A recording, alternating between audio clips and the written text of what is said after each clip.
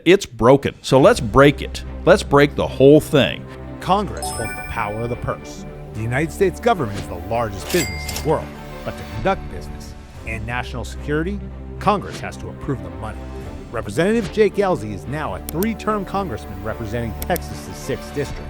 He's a Naval Academy graduate, a helicopter and fighter pilot, and a member of the House Appropriations Committee, where his decisions determine what the government funds and what it doesn't. With SEALs, Green Berets, most pilots tell me I can't do something, and then watch. With the American government changing at a lightning pace, I asked the congressman how the Appropriations Committee is prioritizing funding, what that means for national defense, how they're rooting out fraud, waste, and abuse, and if there's ever a way for America to balance the budget and stop overspending. Watch, listen, or read our conversation from Congressman Ellzey's office. Don't miss our full coverage from Capitol Hill. Special thanks to the 4-Country Caucus for setting up this series.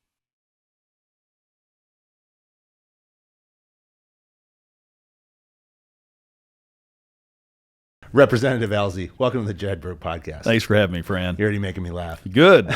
That's the point. That's what fighter pilots do. We don't actually accomplish much, but we do make people laugh from time to time. It's true, and there's a lot of good Now, that's calls Navy fighter pilots. I know you're going to be talking to an Air Force whatever, but Navy pilots have a sense of humor. I just left your Air Force comrade downstairs, Representative Davis, where we talked all about the Air Force Academy. No senses of humor. There.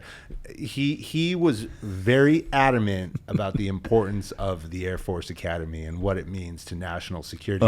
But we had to come here to talk about the Navy and the importance of the Navy, because I really don't care what anybody says. You're right. All right, we talk a lot about like American strength, combat power, but the reality of the situation is, when America needs to project combat power, there is nothing like a carrier strike group coming off your coast. If you need it quick, it's an aircraft carrier off your coast that has historically for 80 years been a power projection tool that the United States has. And the first question out of every president's mouth is, "Where's the carrier?"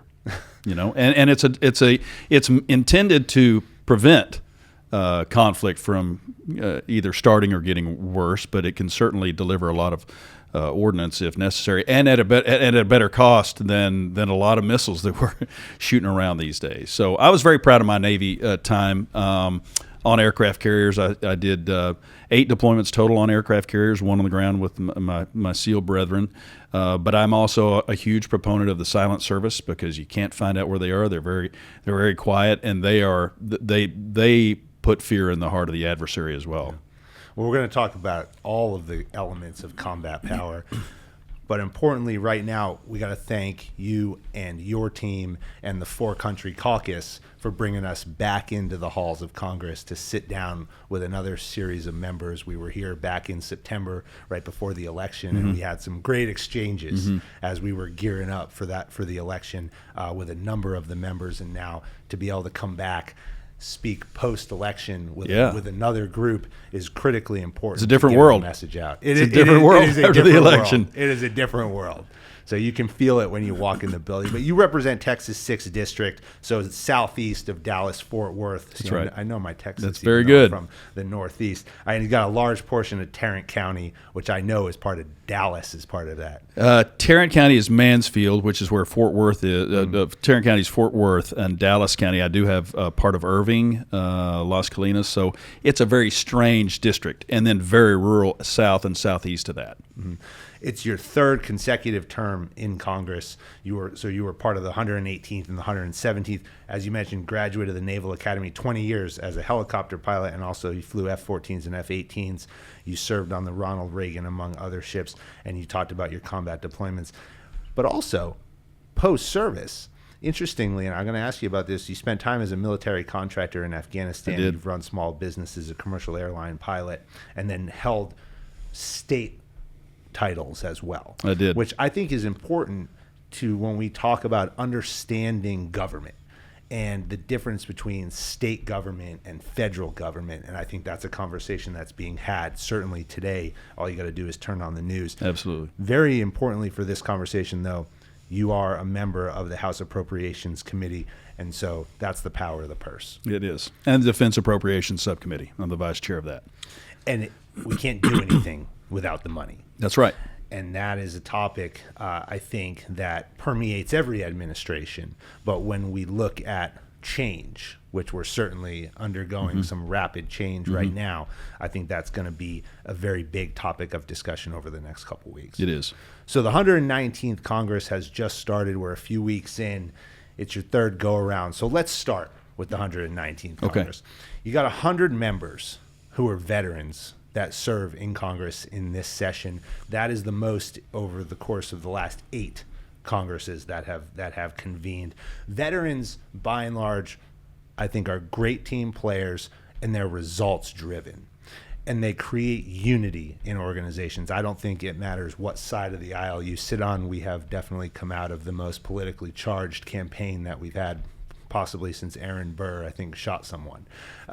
And we had President Trump get shot at. Yes. So certainly a very divisive campaign, but everybody is coming together with the message of, hey, we've got to figure out how to get along now, bring America back together, and let's get after it for the people. As you look across your fellow veterans in Congress, how are you working with them and rallying them to see the unity that has to happen for the country? Well, it's a new Congress. It's a new administration. It's a new philosophy on defense.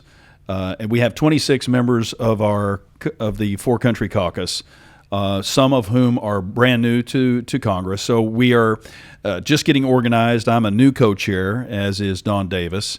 There have been some changes to the organizational setup, and so we're looking forward to having a nonpartisan, defense-driven, national security and veterans care caucus that is increasingly vocal and increasingly effective on making sure that as Americans who have served, we know what's important. We put our lives on the line.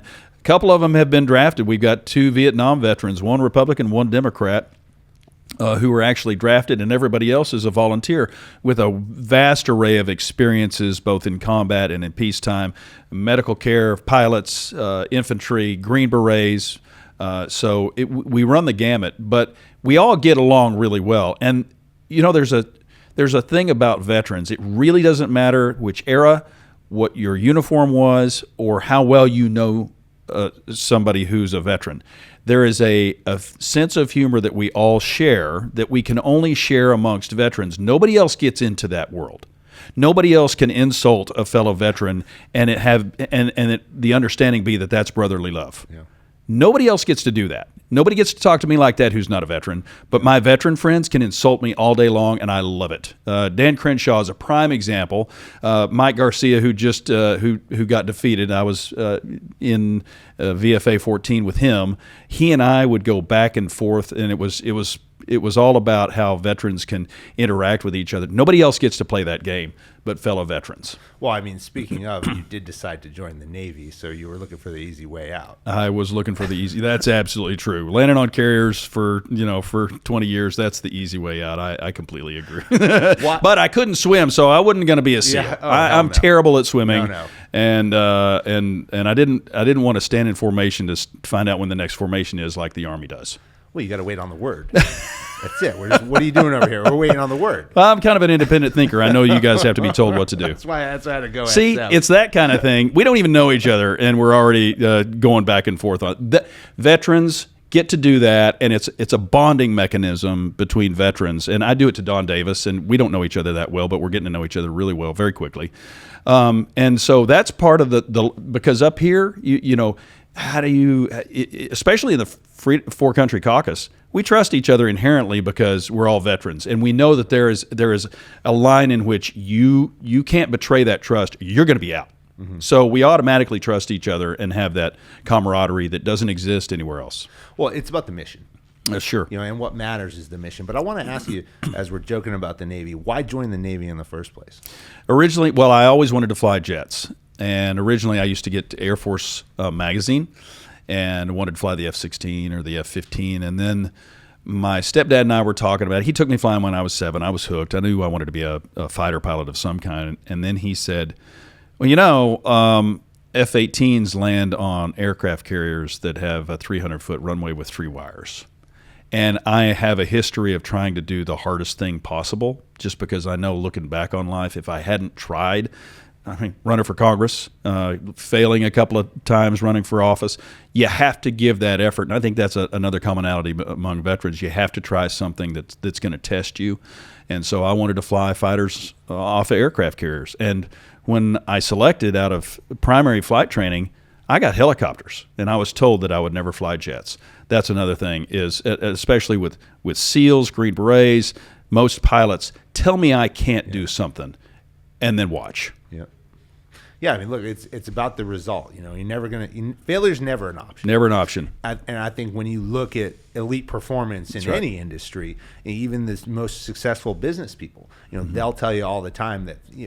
Was there always a fear that you might not make it? It's sort of in the back of your head, but you always had a plan. Yeah. There was always a plan to succeed, and that's what quit. What matters. And that's the SEALs. I spent 6 months with them. With my now colleague Morgan Luttrell and his brother Marcus, we were on deployment together in Iraq in 2006. And Marcus's motto is "Team never quit." So, and he never did. So that's a commonality amongst all of us too. Let's talk about the Appropriations Committee. Okay. They control the money. What is, in your words, the mission of the Appropriations Committee? It's to fund what the authorizers have funded, making sure that particularly when it comes to defense appropes, is ensuring that our best and brightest are paid appropriately and have the best equipment on the planet to prevent war, and if necessary to go to war, overwhelmingly achieve victory. And so from the defense appropriations standpoint, that's how I see it. The appropriations process, 30 cents of every dollar is discretionary spending. So that's what the Appropriations Committee deals with. 70 cents of every dollar that the government spends is mandatory spending, which we don't even see. That's a flip from 60 years ago. 60 years ago, it was 30% mandatory, 70% discretionary. Of that 30 cents, 15 cents or 50% of the discretionary spending is military. So appropriations as a piece of the pie has gotten a lot smaller. We need to get it back to a majority of discretionary because it matters year to year what we're spending. So it's a complex process. We're still dealing with the 25 fiscal year spending bills. We're operating on a CR right now that goes till the 14th of March, and we need to pass those remaining appropriations bills from fiscal year 25 going forward. Fiscal year ends in September. So it's a very complex process, and we haven't passed all 12 appropriations bills in 1 year in 27 years, and that needs to change. And I think we have an opportunity to do that now. How though? How do you get out of that cycle? Because it seems like we consistently have that same conversation. And I remember even being in the Army when they're like, "Oh, don't use too many paper goods because you're not going to have them in a couple weeks because you're not going to have any pay, and everybody scares you out of all this stuff." But how do we break that cycle? I think we have a divided government usually leads to continuing resolutions, which means you're paying for the operation of the government based on last year's funding, which is not good for defensive starts. So CRs are bad. Year-long CRs are terrible, specifically for defense. So if we're interested in turning the corner on defending our country from one administration to the next, which I believe this one is, you have to pass the actual funding bills because we have a lot of new starts of equipment and systems that we need to start paying for that we can't do on a CR.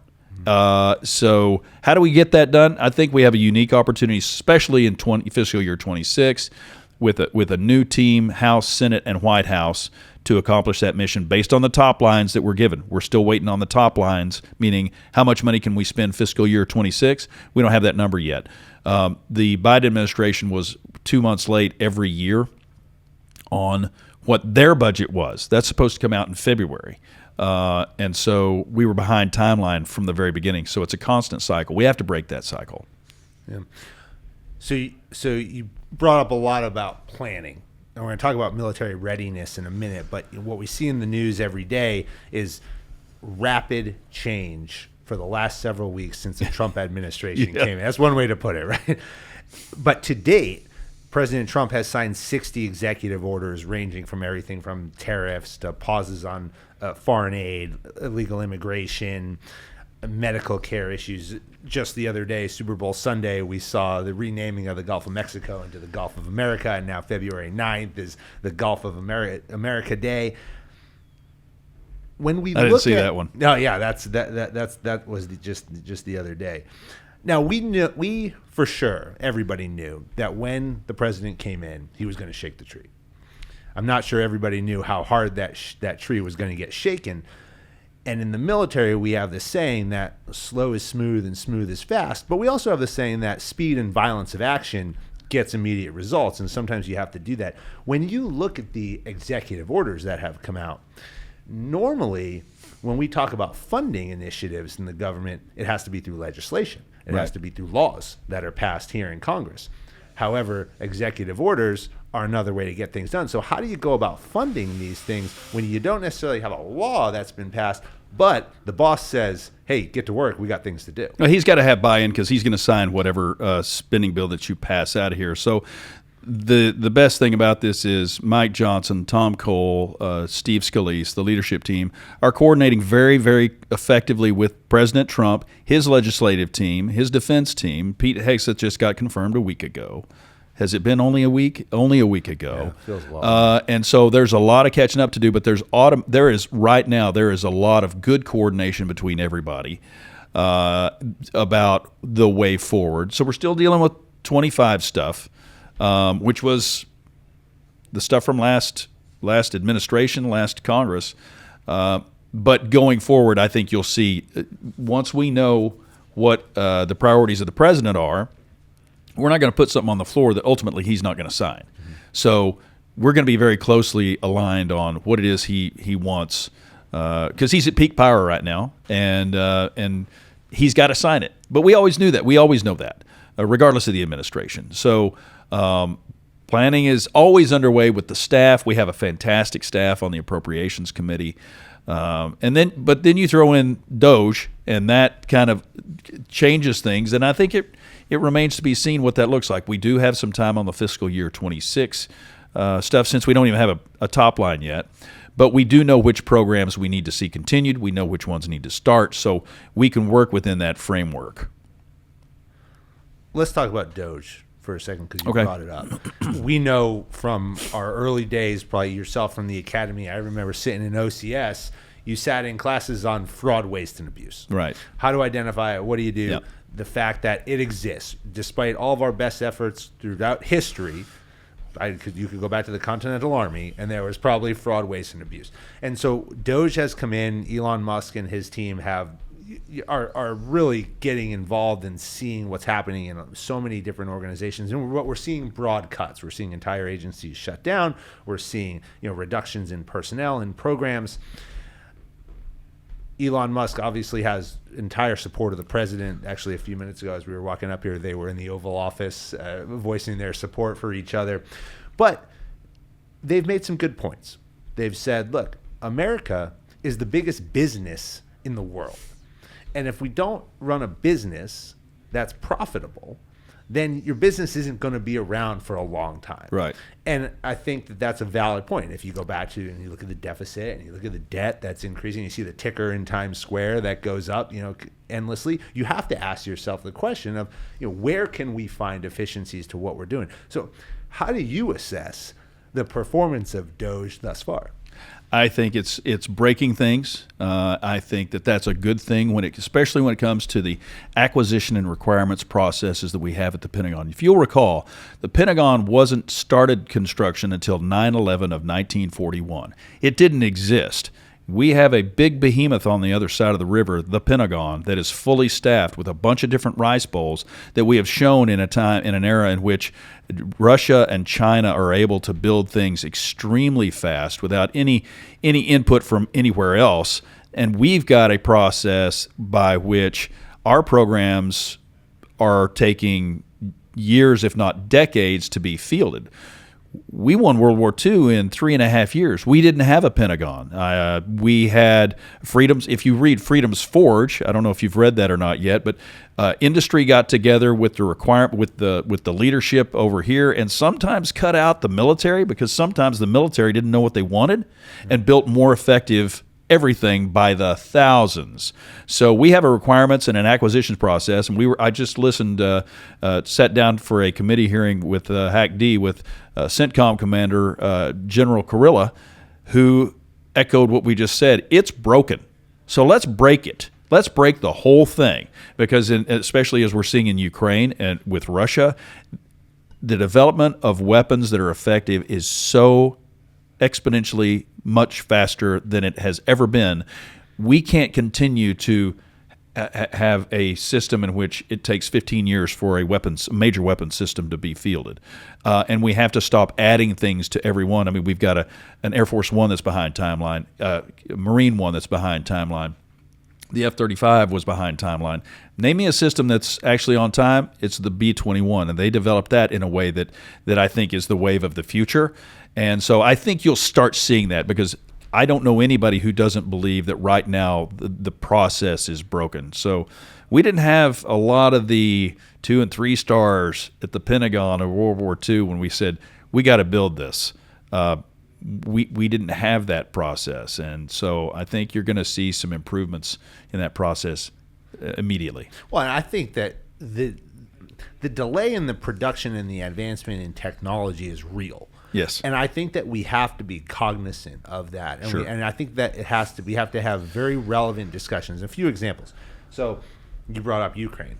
Well, we know. And in my conversations that I've had with all the senior leadership throughout Special Operations Command, they'll all echo the same thing when you ask them a question. And I'll ask you as well, what's the next battlefield? Well, the next battlefield is going to include drones. It's going to mass drone warfare. And swarms. And previously, what we would see is you would have, like a recce team would be first in. But first in is not going to be personnel. No. And we're seeing that in Ukraine. Look at things like hypersonic technology. Yep. The last time we advanced hypersonic technology was the SR-71 Blackbird, which is sitting over at Dulles in a museum right now. But Chinese have hypersonic technology. As far as you know. As far as I know. True. And I'm hopeful. I hope it's not a course of action, but I assume that we have some advancement there. Okay, and then you talked about aircraft carriers. We have aircraft carriers that are on a 15-year production cycle. Yeah. And we know that China has more deep water ports than we do. Yep. And they're able to produce an aircraft carrier in a couple of years. Now, we can talk about the capability of the aircraft carrier all day long, yes, versus ours, which matters. Yeah. We can't just throw that out. But we do have to change the process. Yep. Well, when you build one at a time, 1 year at a time, and you've got these very exquisite systems that you have to have subcontractors for all of them. Let's not forget what COVID did and the shutdown of our country did to all of these projects. It added years to the Air Force One, just to name one of many projects. The workforce timed out, the supply chain timed out. We had very, very stringent requirements from the last administration on mining critical minerals. So there's a lot of talk about Greenland, Ukraine, critical minerals. Everything we use today in the modern world requires critical minerals. Can we produce that here in the United States? Yes, and I think you'll see a lot of changes as far as EPA rules, environmental rules, so that we can do that ourselves. We need to be energy independent, which I think we will be very soon, but we also need to be critical mineral independent and self-sufficient as well. China's cornered the market on all that stuff. So it's not just one thing, but the supply chain has taken time. But if you build one carrier every 15 years, you're not going to have a workforce that's able to build a whole bunch of them and build it to scale. So we've got a lot of work to do. And I think everybody is on board with recognizing that and moving forward. Let's talk about national defense for a minute. We had the chance to come here a couple weeks ago to D.C. We sat down with former Sergeant Major of the Army, Dan Daly. And we had a great conversation about readiness, because when we look at our NCO Corps, what's their job in the military? Readiness, ready the force. We define readiness in Congress here as the ability of military forces to fight and meet the demands of assigned missions, and we can break that down into manning, training, equipment, and leader development. When you look at readiness and how the Congress is currently funding the readiness of the military, what's the focus? not enough money for too many things that we need.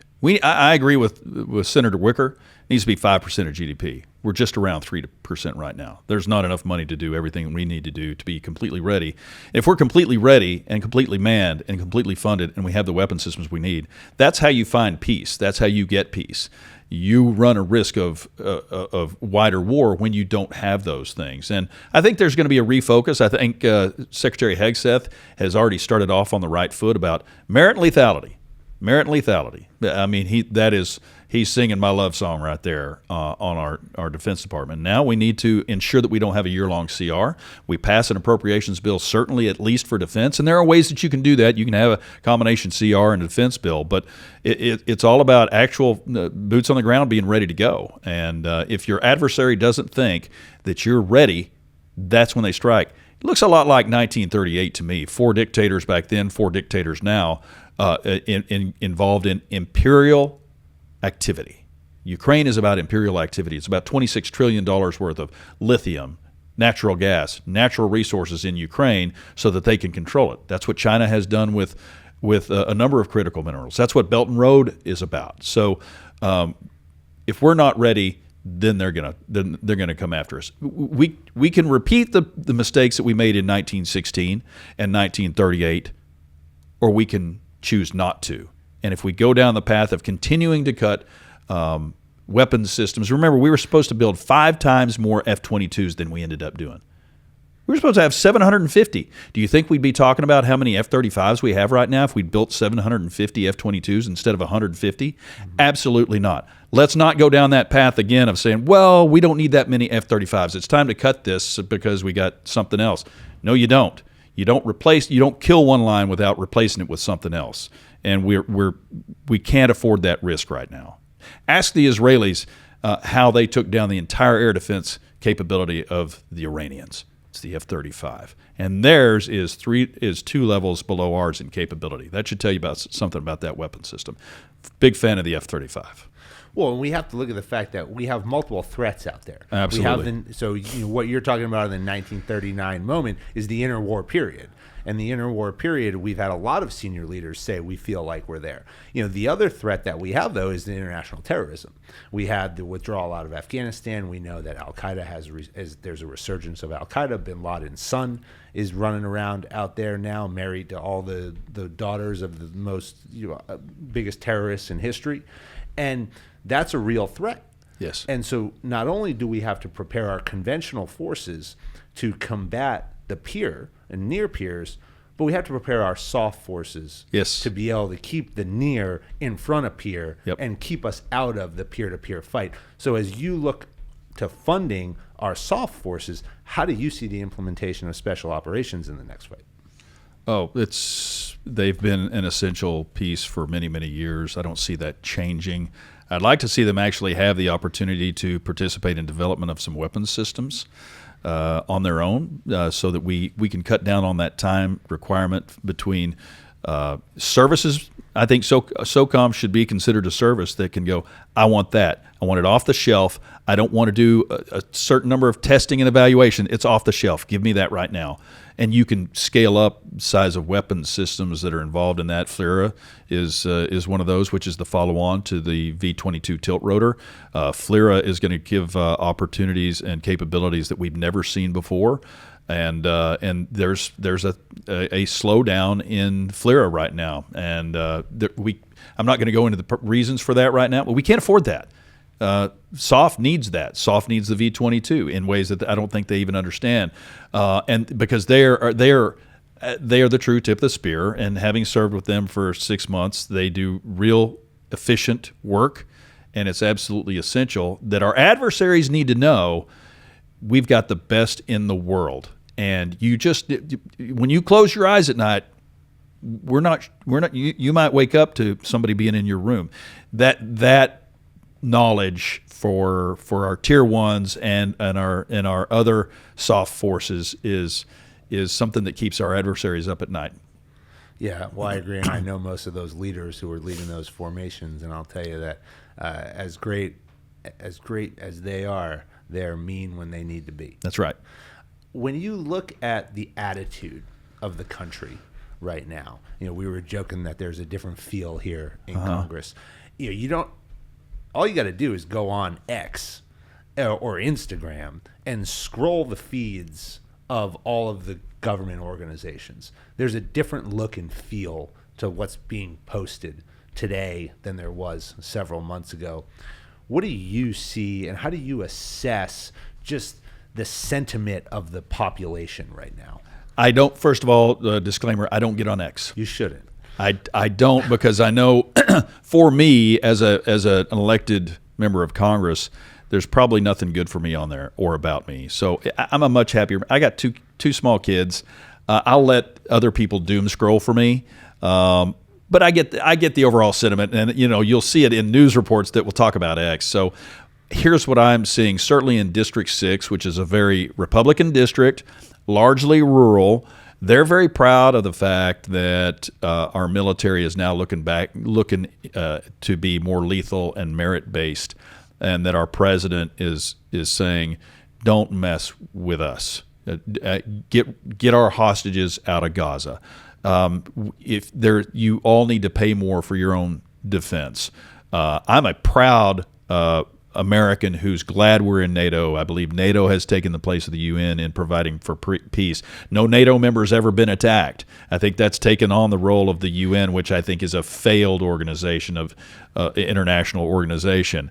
But I also believe that member states from NATO, not the Baltics, who are spending about 3 to 4%, not Poland, but there's other members of NATO that do need to pick up the slack. And I think it goes without saying that the president has singled out Canada in that regard, as well as Germany. I'm not even sure what the question was now. I kind of got off topic, which is something I do from time to time. But did that answer? Just about the sentiment of the sentiment of Americans is right we're now. Strong again. We're not to be trifled with. If you attack us, we're going to hammer you. If you punch me in the face, it's the Chicago way. If you watch The Untouchables, it's you punch me in the face, you're not going to like what happens next. It's going to be much worse than a punch in the face. And I think Americans have been ready for that for a long time, because instinctively, since kindergarten, you can when the bully comes for your milk money, you have a binary choice. You can give it to him, and you'll give it to him every day for the rest of your life, or you can go no and punch him in the face, and he'll never ask again. It's human nature, and what we see in the world is a bunch of bullies who are willing to kill, rape, destroy, and empirically take over other nations in a way we haven't seen in 80 years.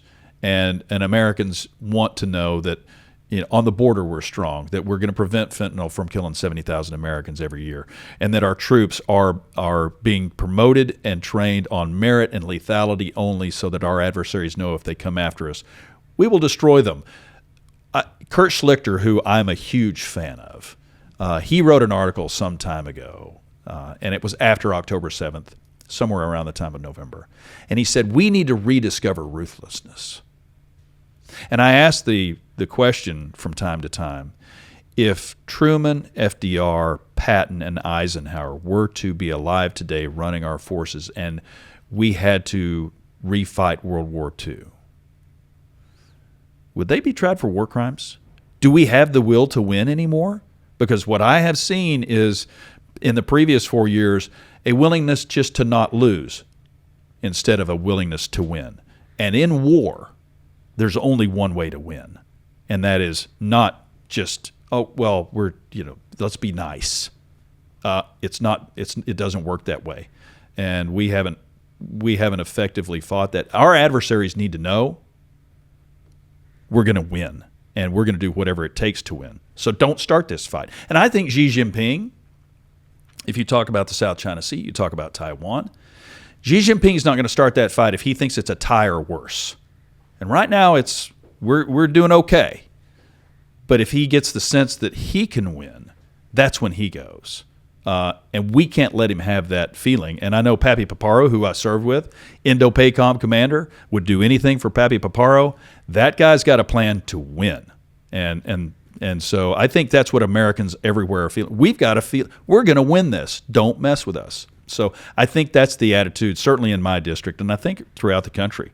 That's how he gets cheered at at the Super Bowl, and somebody else didn't. Yeah, they're upset about that. I would agree with you, and I would say that attitude of playing to win versus trying not to lose is something that you have to have in you as a leader Yes. if you expect to be successful. And my daughter and I, she's in high school, and we just had that conversation about her volleyball team, about going out there and playing to win versus playing not to lose, because Yes. it changes the whole game, and that permeates in anything Yeah. that you do. Last question, and then I got to let you go. No, you don't. Keep going. I want to. Okay, well, if I can keep. We're going. having fun. Can I address something real quick before I forget? Yeah. I want to talk about Mike Waltz. Okay, I let's want to do talk it. about our national security advisor. Great friend of the Jedburgh Podcast, been on a number of times. And I told you before this interview that I want to talk about Green Berets. He is perfect in that role. And my observation of Green Berets, who I've never served with other than in Congress with Mike, is that Green Berets are strategic. They are long-term. I asked you what language you learned. So they learn a language. They embed themselves in a group of people wherever they are that may have nothing in common with them. They will get to learn their habits. They will mimic those. They will mirror those. They will get trusted and accepted by that group of people. Then they will train them for self-defense, as if they were part of the family. That's why he's going to be so good at NSA, juggling the intelligence community, state, defense, President Trump, Vice President Vance. He's perfect for that job, because as I watched him in Congress, it's exactly what he did here. That's what you guys do, is bring together a group of people who may not have any reason to coordinate or collaborate, and he'll bring them all together so that the security of the United States is secure. So I'm a huge fan of Green Berets. I'm a huge fan of Mike Waltz. There's a term, and actually Mike Waltz's book is called Warrior Diplomat. Mm-hmm. And when you look at what is the job of a Green Beret, it's to be your best friend and your worst enemy. Uh-huh. And you don't know which one you might get. It just depends on what's going to be needed at that moment. That's right. And I do agree with you. I think Mike's done a great job of doing that, and it is great to see him advance. And as I said, he's been on the show a number of times, and we've had some great conversations about, what is the risk from China? What is the risk from Iran? Right. And not, like, how do we baby them? Mm-hmm. It's what you're saying. How do we, if we are really in conflict with China, then we have to stop talking about things like just the military aspect. I had a conversation several years ago with Newt Gingrich when he was on, and we talked about DIME, the elements of national power: diplomatic, information, military, and economic. And so how do we look at our adversaries across the world? And when we talk about being at war, yes, what is the definition of the battlefield? Exactly. Because the battlefield is going to be different. Because theirs is different than ours is. We still think it's mano a mano on the sea and on the battlefield. They're already engaged in it right now. If you're losing 70,000 Americans, 200 a day to fentanyl that all comes from China, do you think Xi Jinping doesn't know that stuff's coming over here from there? Absolutely he does. But how do you diminish the birth rate artificially of a nation, the future of their economy? You kill 200 18 to 49-year-olds every day, most of whom are going to be great contributors to that society. So we're already in it. Just because the battlefield has changed, I see weapon of mass destruction as the compounds that are making fentanyl, as that's the first battlefield, and we are not. And it's poisoning, right? It's not an addictive drug. It's one pill can kill. So these people are getting poisoned. That's a weapon of mass destruction that's being used on us with that penalty right now. So to your point, China is playing by Sun Tzu's rules of warfare, which, if you read them, it's multi-domain. But how come we don't talk about it? So let's take the number you put there. You said 200 people a day. 300 a day from drug addiction, from drugs and fentanyl. That's the same number we lost every day in World War II. Well, so that's where I was going to go with that, because we lost 7,000, I think, ish. I don't know the exact number off the top of my head, in the global war on terror. Yes. Okay. And in a day where we would have a handful, it'd be all over the news, and we would be crying that we've got to end the war. We lost. I was at D-Day for the 80th anniversary this year, and you stand there and you look at the beach and you say thousands were killed. Yes. Thousands in a morning before the sun was fully up. And you ask, do we have the will to win anymore? But why don't we cover that? Why is nobody out there showing that? Because if you were to put 200 servicemen being killed every day up on the news, the country's going to go crazy. But how come we can lose 200 people to drugs that are coming across the southern border and nobody says anything? That's a good question. I have no answer for that, but essentially, if you just do fentanyl alone, 200 a day, that is a big airliner. If we crashed an airliner every day with all fatalities on board, do you think we'd stop that aircraft from flying? Absolutely. We'd stop all aircraft. We'd stop, yes. And we're not, somehow it gets lost in the fog. I don't think most people break it down to how many we're losing every day, but it's in our bedrooms and our backyards, one airliner a day. If you include drug overdose and make it 300, then say you've got two mid-sized airliners a day.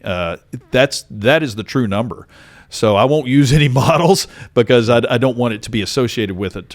But, a couple of airliners with 150 people on it every day, you would stop that from flying. So I don't understand. But that's what we're losing every day in our bedrooms and our backyards. We had the chance to sit down with Representative Tony Gonzalez, also your neighbor from Texas. And my predecessor is co-chair of the Four Country Caucus. Yeah, and he's got, I think it's like 800 miles. He gave me the exact. I threw out 800. I think he told me it was 822 because he wanted to make. He's got the most border of any member. But you're north of him, and so the effects of the open border policy have certainly been felt in your district and throughout Texas. And we've even said every state is a border state. I mean, we had That's true. Migrants going to Nantucket and Martha's Vineyard. So and the fentanyl too. Exactly.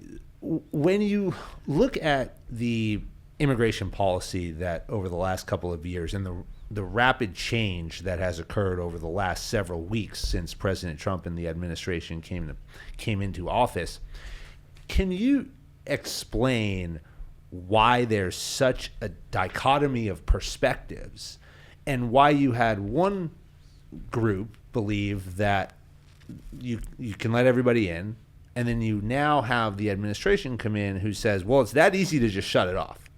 So I guess my question is, why did we have an open border policy in the first place? And then how could it have been so easy to stop that it was just enacted through a couple of executive orders? It's a good question. Strength and determination. If they know we're serious, they're going to stop. Threaten tariffs. Everybody knew that the 25% tariff on Mexico had nothing to do with goods coming in.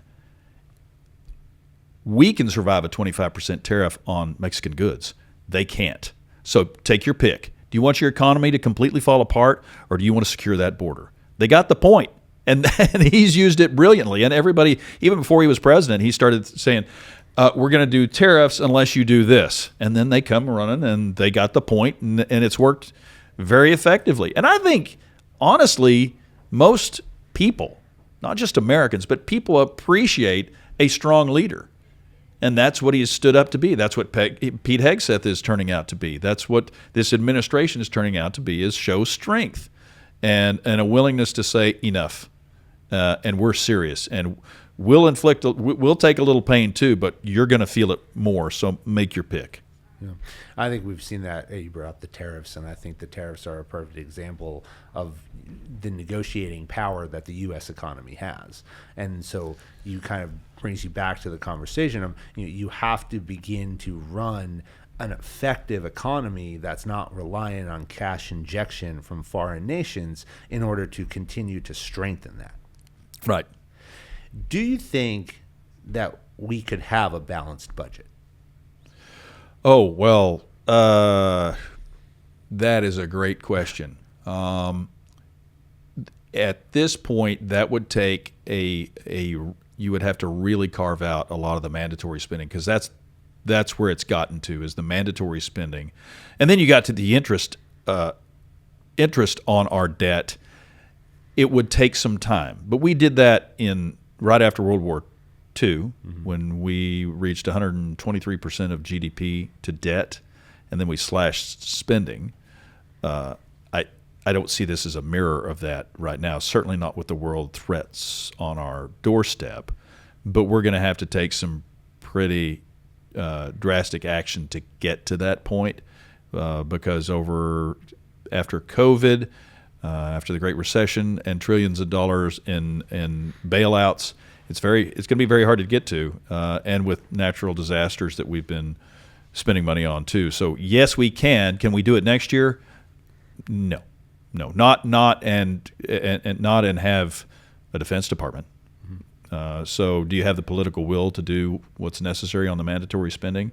That remains to be seen. Is the military ready for the next conflict? Yep. How many conflicts are you talking about, though? I asked, General Carrilla today, I said, what are you needing and getting denied that is going to a different COCOM? Because there's a number of combatant commanders in various spheres. That's why I'm grateful for what the Israelis have done to Iran, because they've taken one of those four dictators basically off the table, because they don't have any integrated air defense, and we could march right into Tehran tomorrow. And that's why I'm grateful for what Ukraine has done to Russia, because that economy is teetering. Had those two countries not fought back so hard and so decisively, then I think we'd be having a different conversation today. But of those four dictators, North Korea, Iran, and Russia and China, two of those dictators have been deeply weakened. And so I think that does give us the opportunity to make sure that Xi Jinping knows he can't win in the South China Sea, and Russia is floundering because they're getting weapons from Iran and North Korea. And of course, North Korea, who knows? But yes, we based on the alliances we have and the allies we have at this point, yes, we would win, and I have no doubt about that. I got one more question for you about leadership. All right. We have a tremendous amount of experience when we come out of the military. I call it perspective. Being in the military, because of the experiences that we've had, whether it be leading soldiers, whether it be in challenging situations, whatever that may be, whether that's combat or whether that's working with an ally that may not see the world the same way you do, and you got to sit there and convince them why it's important that they do. We come into our post-service careers with a certain perspective, and we use the leadership lessons that we learned in the military in our new roles. You served in state legislator. You now are a legislator here at the federal level. As you walk through the halls of Congress, what are the lessons that you take from your military service to apply to your job here? Never pass up the opportunity to shut up. That's number one. When you are willing to be in receive mode and learn from others, they will say that is a way for them to understand he's interested in learning, and I have sometimes that's a struggle, especially in Congress, to take that tack. But believe it or not, we don't know everything when we get elected to Congress. So I have a lot of learning to do, and I think that by training myself to listen. I have plenty of opinions. We've talked for 50 minutes, and there's no shortage of those. But when I do go into hearings, I try to listen as effectively as possible to all arguments, and that way that they know that I'm willing to listen, and you can work with somebody who's willing to listen. That's the first one, and then show that I'm on time. Timeliness. You show up on time here, you're way ahead of the game. If you're 5 minutes early to whatever conference meeting we've got, and the leadership sees you sitting there ready to go at the top of the hour, they get that. And most military members do that. And so it sets them apart very, very quickly. But also it's about the mission, the servant's heart, the willingness to sacrifice, and sometimes take those difficult votes, lets them know that you are in it for something greater than yourself. And I think all the people that I serve with on the four-country caucus, they have shown that in the past to be willing to do that. Well, I think America remains that shining city on the hill that Ronald So do Reagan I. talked about. I think that our best days are ahead of us. I do not agree with the rhetoric of. Did you hear me say that? No. Because I say that. Ask anybody on my staff. I'm a Reagan Republican. We're the city on the hill, and our brightest days are ahead. So you're ready for Congress, sir. Run, Fran, run. I would not be. I wouldn't. I would. But you do have to be patient and understand. I think the hardest thing to learn here is you can't change the institution. It has been built over 250 years, and apply yourself. Like Green Berets, embed yourself in the community, get to know them, achieve their trust, and then there's no stopping how far you can go.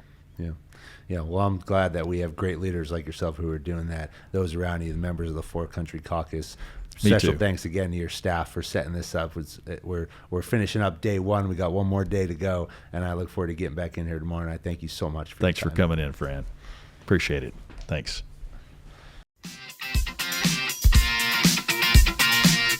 American Jedburghs went on to form the foundation of the United States Special Forces and the Special Activities Directorate of the Central Intelligence Agency. Thanks for listening to the Jedburgh Podcast, an official program of the Green Beret Foundation. I'm your creator and host, Fran Racioppi. Join us next week for a new episode on Apple, Spotify, or wherever you get your podcasts. Check us out on YouTube for full episodes, highlights, and other long and short form content. If you like what you heard, give us a like and leave a review. Follow the Jedburgh Podcast and the Green Beret Foundation on LinkedIn, Instagram, Facebook, X, or Threads.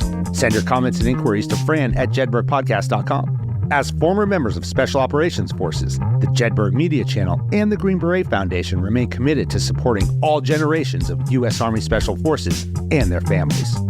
Thanks for joining us on this episode. How you prepare today determines success tomorrow.